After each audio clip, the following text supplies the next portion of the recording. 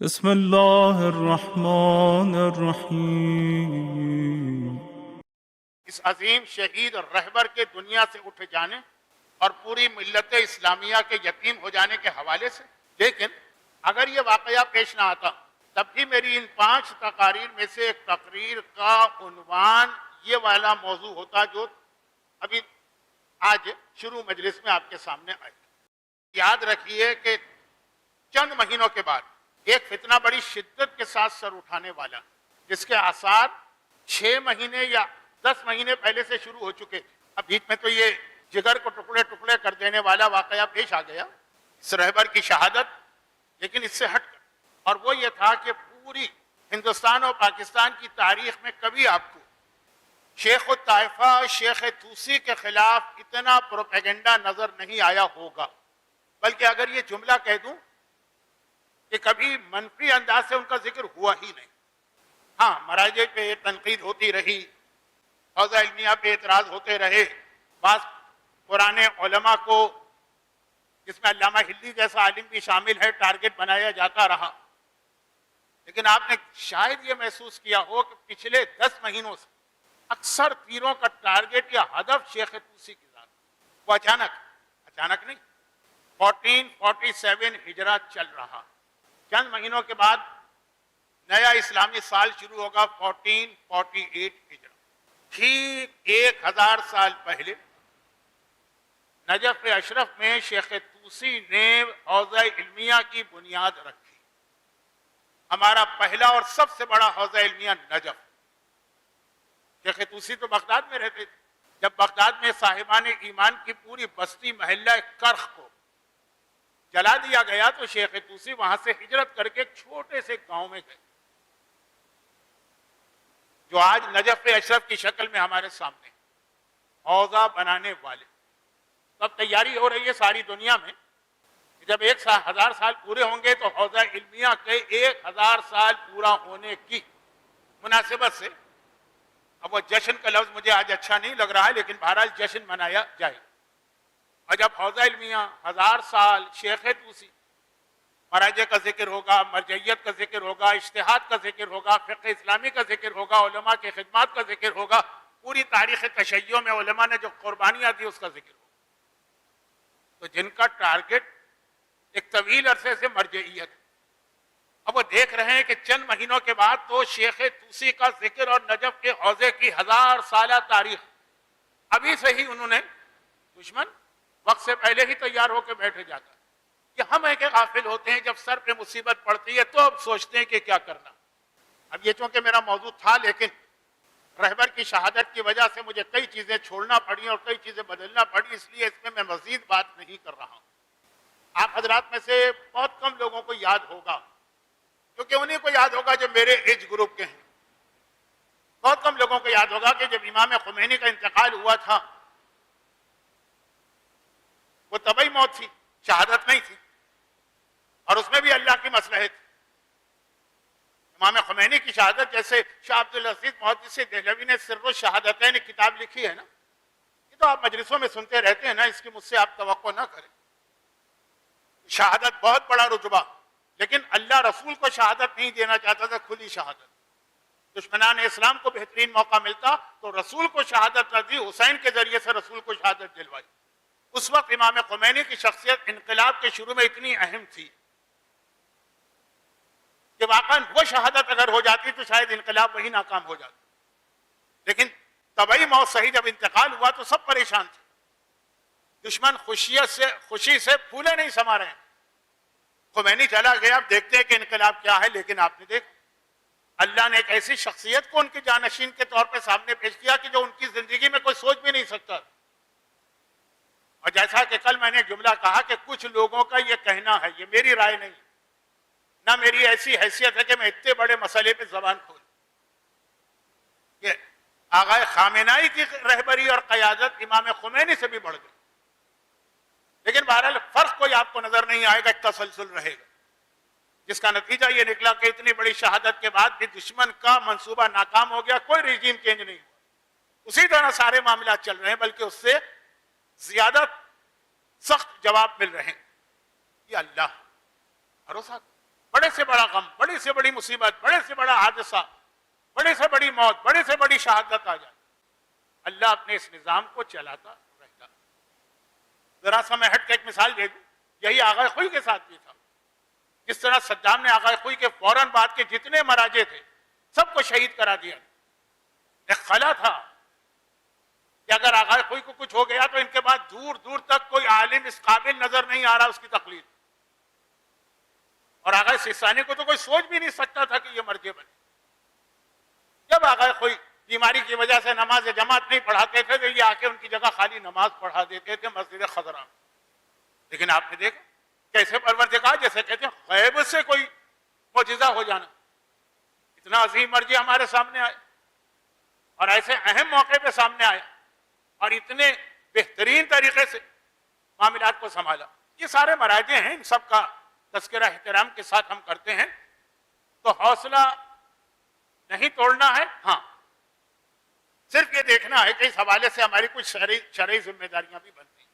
اب یہاں پہ ایک بڑا مسئلہ، جو میں مسائل نہیں بتا رہا ہوں کیونکہ وقت نہیں، میری تقریر ابھی شروع نہیں ہوئی، آپ گھڑی دیکھیں گے کہیں گے تو ختم ہونے کا وقت آ گیا، لیکن ابھی شروع بھی نہیں، جو آج کا موضوع یہ تو تمہید چل رہی ہے۔ لیکن تمہید میں ہی ایک چیز یاد دلا دوں کہ غم، صدمہ سب اپنی جگہ، جتنا بھی کریں کم ہے، لیکن اپنی شرعی ذمہ داری بھی پہچاننا ہے۔ جو لوگ شہید رہبر کی تقلید میں تھے ان کو فوری طور پر اپنی تقلید کو صحیح کرنا، کیونکہ مرجع کے انتقال کے بعد چاہے وہ مرجع ولی فقیہ ہی کیوں نہ ہو، تقلید ختم ہو جاتی اور نئے مرجع کے حوالے سے اس کی تقلید کر کے اس سے پوچھا جاتا ہے کہ مرحوم کے مسائل پر باقی رہ سکتے ہیں کہ نہیں، اپنی نہیں چلے جاتی۔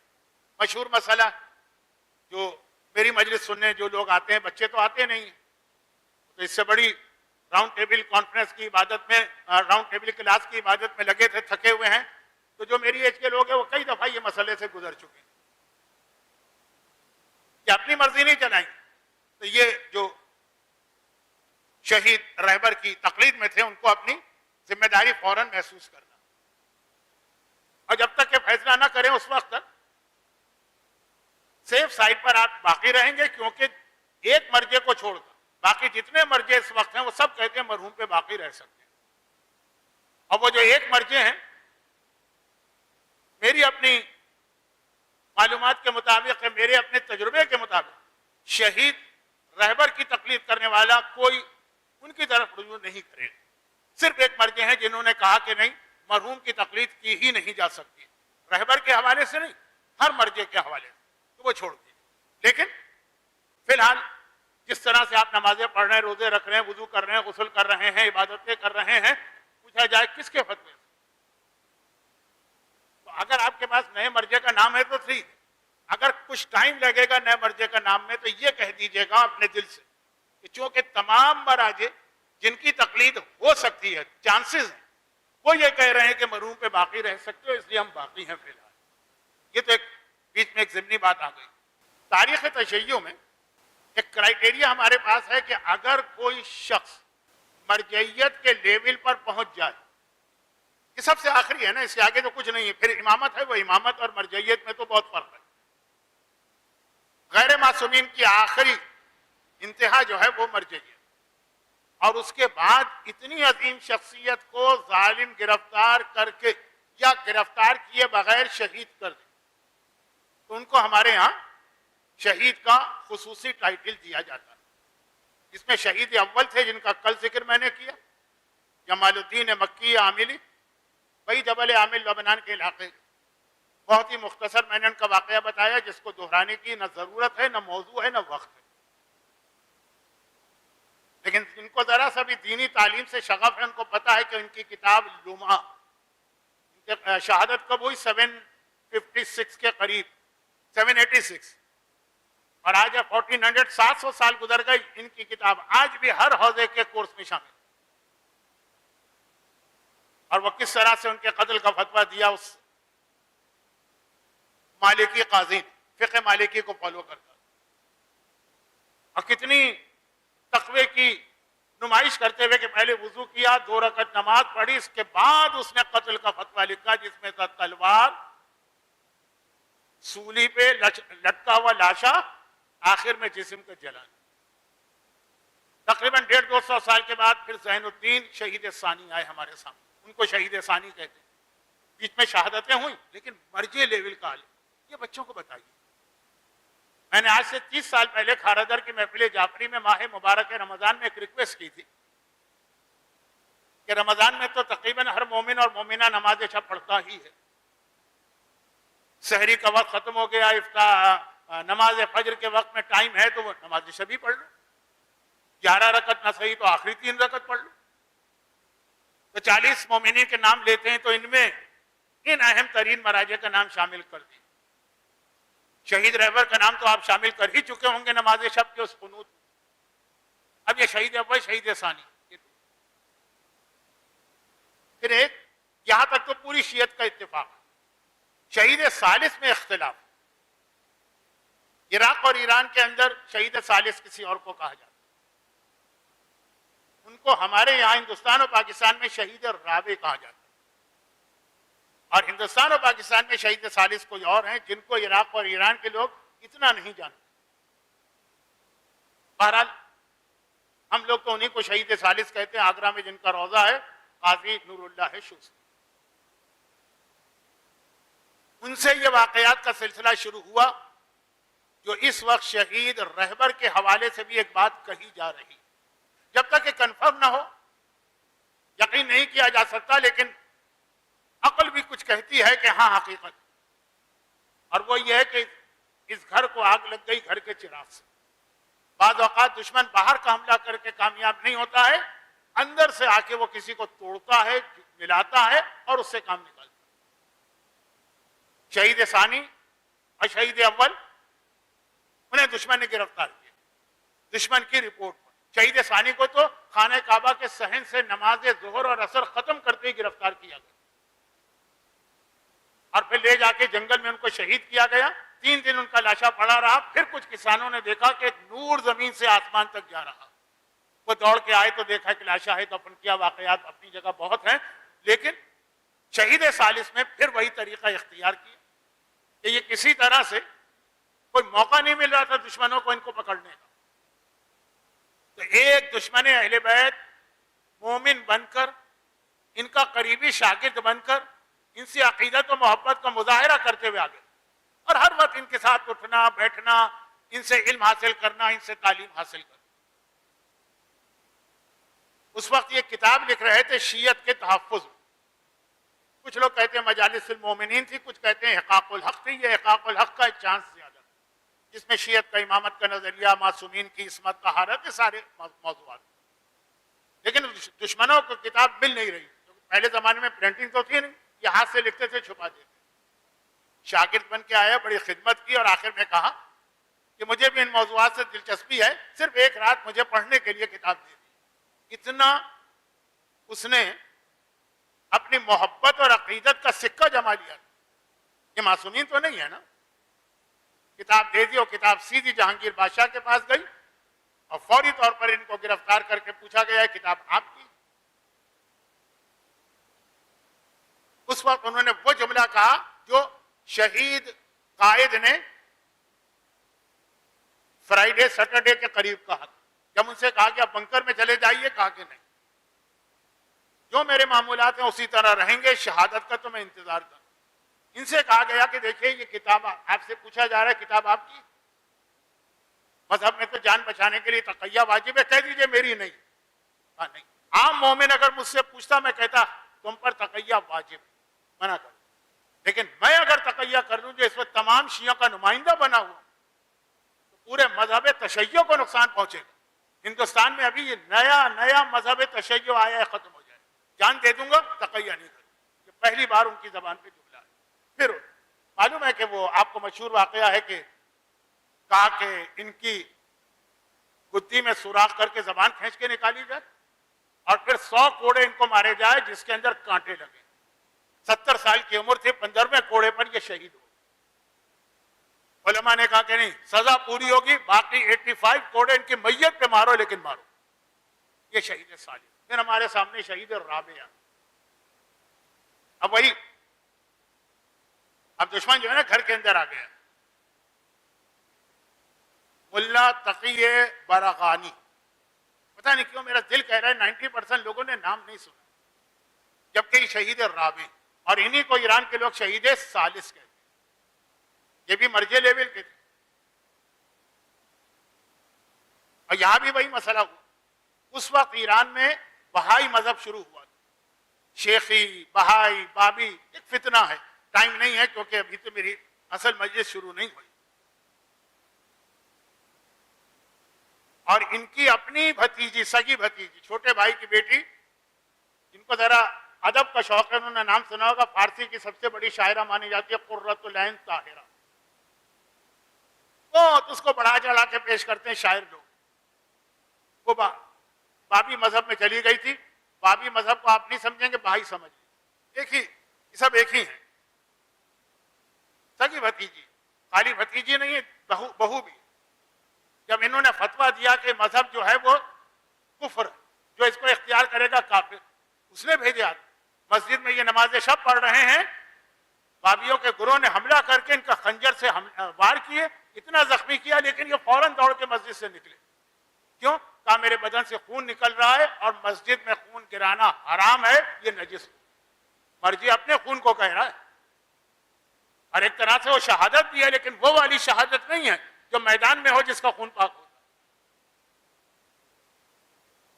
ایک فقہی مسئلے پر خنجر کے اتنے وار کھانے کے بعد بھی ذہن کا اتنا متوجہ ہو جانا. سارے جسم پہ خنجر مارے گئے تھے, اس لیے جب باہر آئے نہ کھانا کھا سکے نہ دوا, اس لیے کہ منہ بھی کٹ چکا ہے. لیکن میں کہہ رہا ہوں کہ دیکھیے مسئلہ یہاں تک میں لے جانا چاہتا ہوں. یہ شہید رابع, شہید خامس و شہید باقر صدر کو ہم لوگ کہتے ہیں, اور ایران کے لوگ اور عراق کے شہید رابع کہتے ہیں. رابع مانے 14.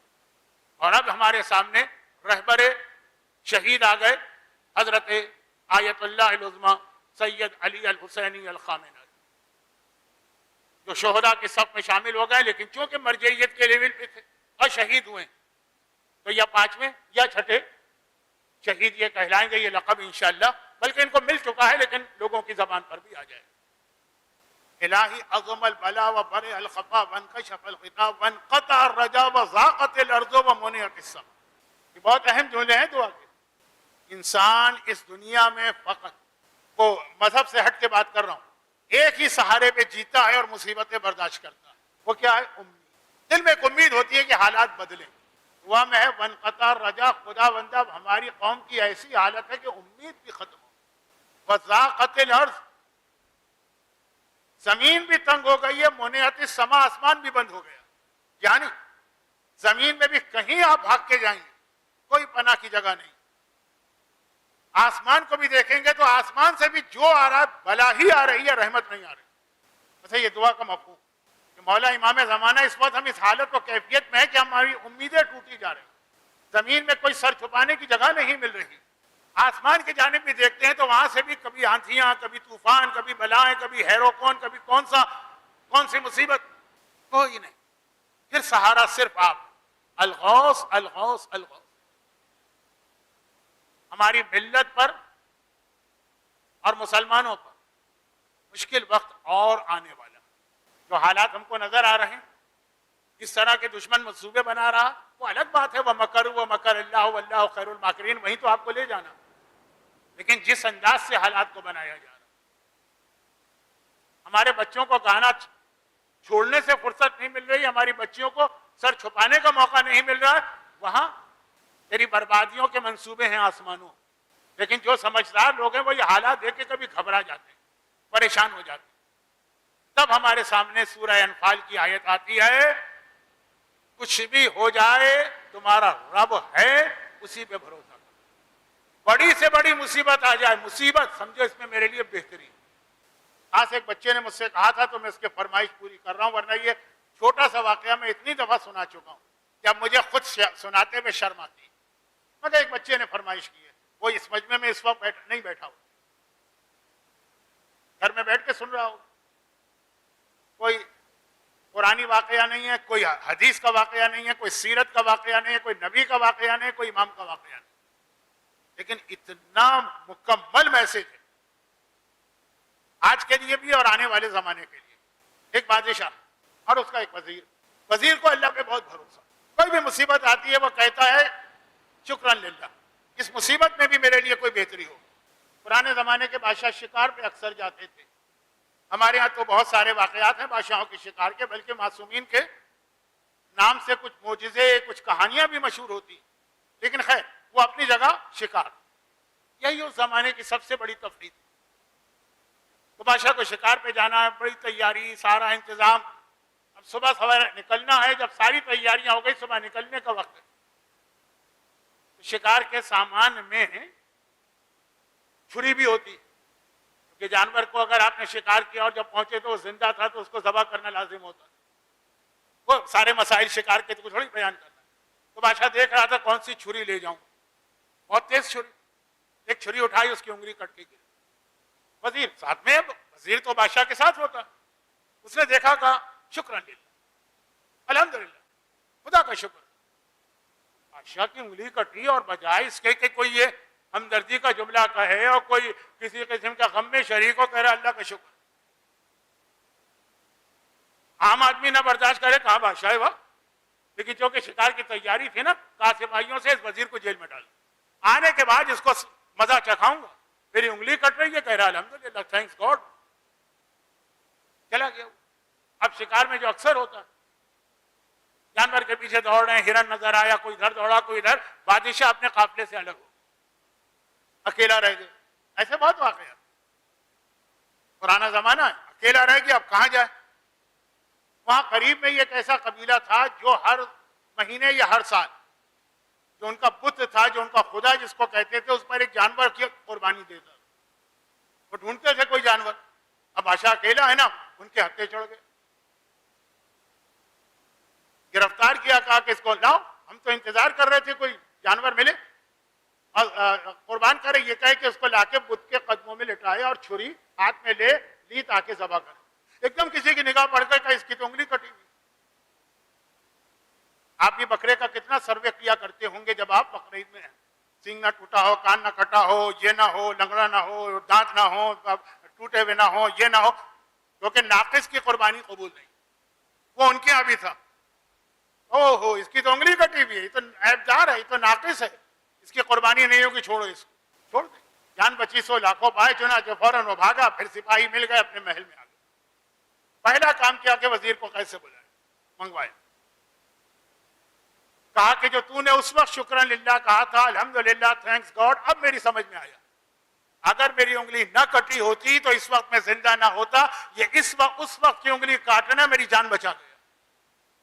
لیکن ایک بات بتا، تیرا نظریہ یہ نا کہ ہر مصیبت میں اللہ ہے، کوئی نہ کوئی بہتری ہوگی، میں تو بچ گیا، تجھے جو جیل مل گئی اتنے دنوں کی، شکار 1 گھنٹے کا نہیں ہوتا، دنوں، تجھے اس میں کوئی فائدہ ہوا؟ کہا ہاں ہوا، وزیر تو ہمیشہ بادشاہ کے ساتھ بندھا رہتا ہے، آپ پکڑے جاتے میں بھی پکڑا جاتا، میں تو ناقص نہیں ہوں، تو مجھے تو پکڑ کے ذبح کر دیتے، میری تو قربانی ہو جاتی، میری جیل نے میری جان بچائی، آپ کی انگلی کٹنے نے آپ کی جان بچائی۔ اور یہاں قرآن کا پیغام آ گیا، وَعَلَىٰ رَبِّهِمْ يَتَوَكَّلُونَ، اے صاحبان ایمان، اپنے رب پر بھروسہ کر کے تو دیکھو، ڈبل شاہ پہ بھروسہ کرتے ہو، فراڈ کرنے والوں پہ بھروسہ کرتے ہو، ای میل پہ اسکیمز آتے ہیں، فیس بک پہ اسکیم آتے ہیں، بھروسہ کرتے ہو، نقصان اٹھاتے ہو، دوبارہ بھروسہ کرتے ہو، دوبارہ نقصان اٹھاتے ہو، ایک بار اپنے رب پہ بھروسہ کرو، دیکھو وہ کس طرح تمہارے ہر بگڑے ہوئے کام کو بنائے گا اور ہر مصیبت اور پریشانی میں تمہارے لیے بہتری پیدا کرے گا۔